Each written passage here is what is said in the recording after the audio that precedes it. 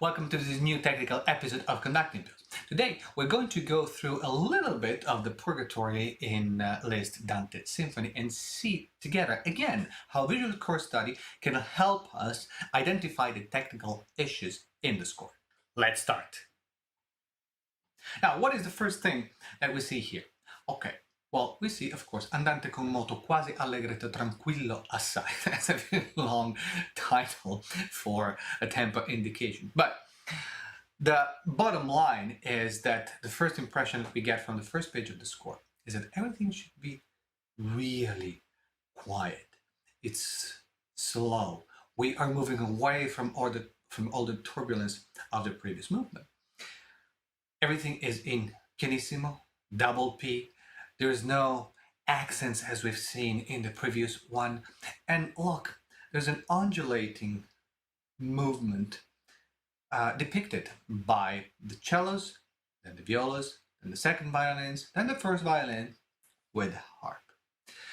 So just by looking at the strings, we're all playing in piano, legato. That's two information that we already have that design our technique.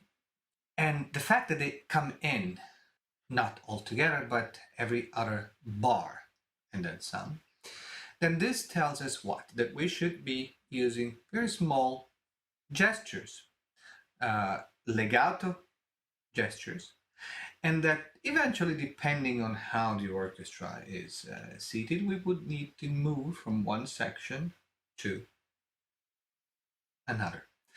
Now, mind you, when you have this type of a situation where everything is very, as you can see, right from just by looking at the score, is very clear, very clean, is very calm. Then when you move from one section to another to cue the different instruments, make sure that you move in the same tempo that you're conducting at. Otherwise, you're going to chop the music just to give a cue. But the trick here is to give the cue and then slowly, as you approach the next cue, move your hand and your arm towards the next section in order to get there just in time to give the upbeat for them to go down. And then either you switch hands or you move the other hand depending on where you on who you need to cue. But you do exactly the same. And you always need to move in the tempo that you're conducting. This is really important, not to do something like having a tempo of like 1, 2, 3, 4, and then you suddenly move around to give a cue to the violas, for instance, or to the second violins. When you move in the tempo that you're conducting at, you're not disrupting the music with your own movements. Now, we also see other things here, like the entrance of the horn or the woodwinds or the harp eventually. But look, the horn entrance is with the cellos. And then the next, all the other entrances correspond with the entrances of the violas and the violins.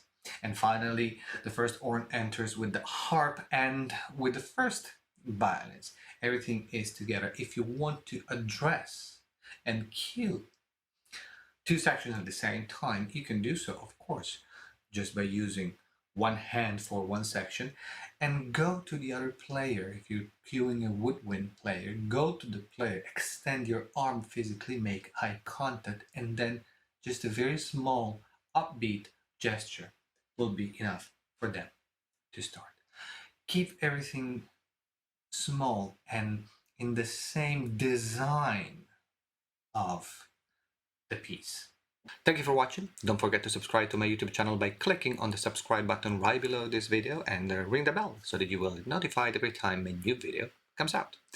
Let me know in the comments what you think about this video, if you have any suggestions for future ones, and I look forward to seeing you in the next episode of this series.